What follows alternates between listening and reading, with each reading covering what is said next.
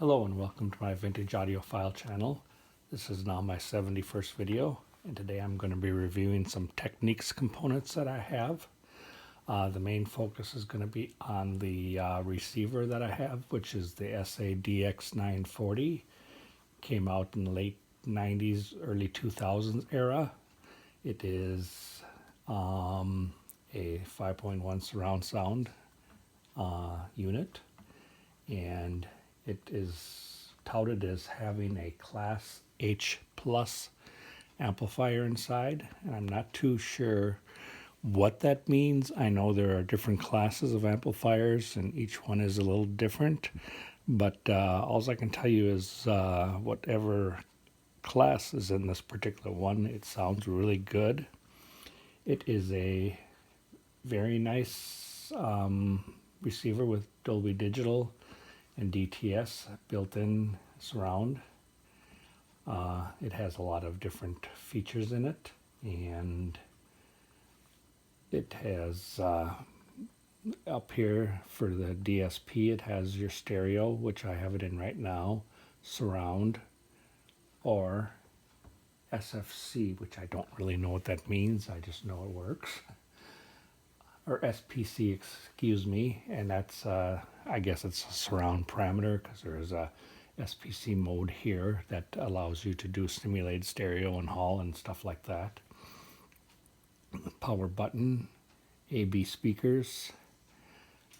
It has a reset button on it in case things go wrong. A full-size headphones.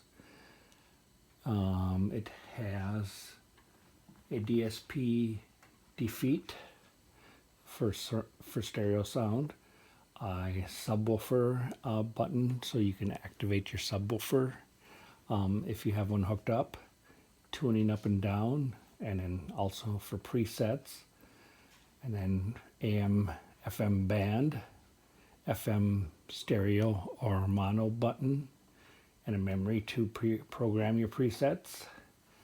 It has a nice blue colored LED for the display, and it has a function button over here which you can turn either way to turn on your phono, tuner, CD, DVD, TV, VCR, or tape deck. Then you've got your bass, treble, and balance here with a master volume button and a tape monitor button if you have two tape decks hooked up to this.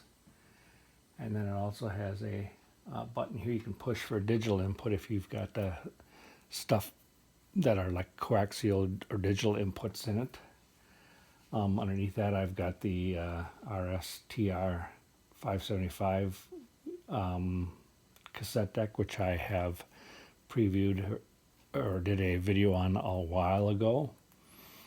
Then we have a SLMC59, which is a 60+1 disc changer. And then on top, these all three here are all kind of in the same era.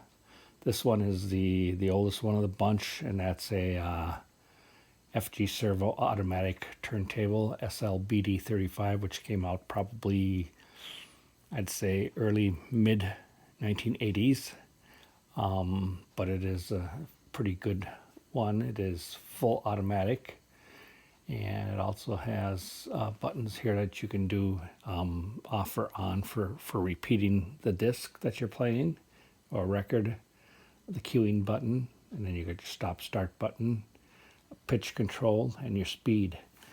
And it is why I say it's from the 80s is because it has the more modern type of plug-in cartridge on it instead of the older style. And because I've got it on phono already, I'm just going to put the needle on the record here, so to speak, so that you can hear how the phono sounds.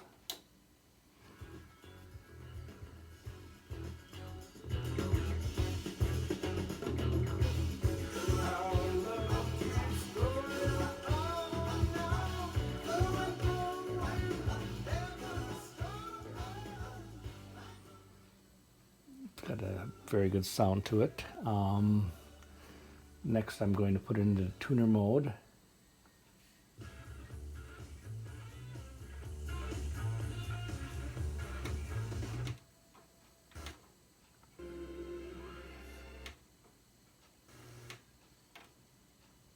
What happened in Portugal?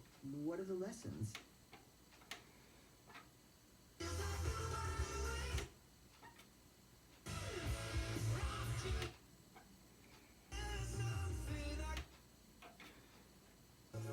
As you can see, it tunes into a lot of stations.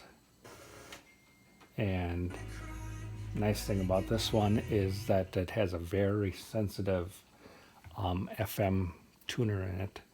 I actually don't have an antenna even hooked up to this particular model, and it works just fine. Like, there is a antenna working on it, so it does have a very sensitive tuner.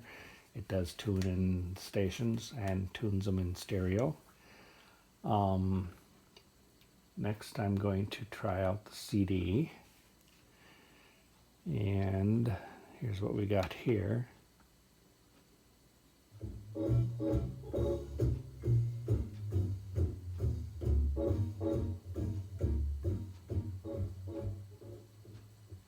So as you can see, that works also. I do not have a DVD hooked up to it right now, and it wouldn't really matter because I don't have the TV hooked up to it either, so we'll skip those two. Nor do I have a VCR hooked up to it, but I do have a tape hooked up to it, and I will play that for you.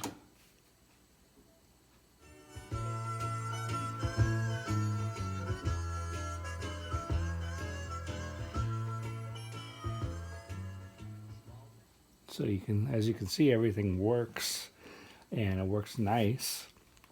I'm very satisfied with this receiver. I don't use it for a 5.1 surround. I use it just as a 2-channel. I have my dedicated surround sound in my living room, and that's the only one I need. So if I do have anything else, I always have it in 2-channel mode. And it does have plenty of hookups on the back. Like I say, it has all the hookups for whatever's here, including 2 tape deck inputs, and all the speaker things for hooking up 5 speakers to this, plus a subwoofer. So it is a very well made, fairly heavy receiver, and it does have a fan on the back, which I'm not sure if it works or not, because it never really comes on, but then I don't play my stuff very loud to generate a lot of heat. And like I say, I don't know if it works or not, but if you touch up here, it's barely warm, barely enough heat being generated to even feel it, which is good. Because if they start overheating, then that's when they start failing and going into protect mode, and this has never done that.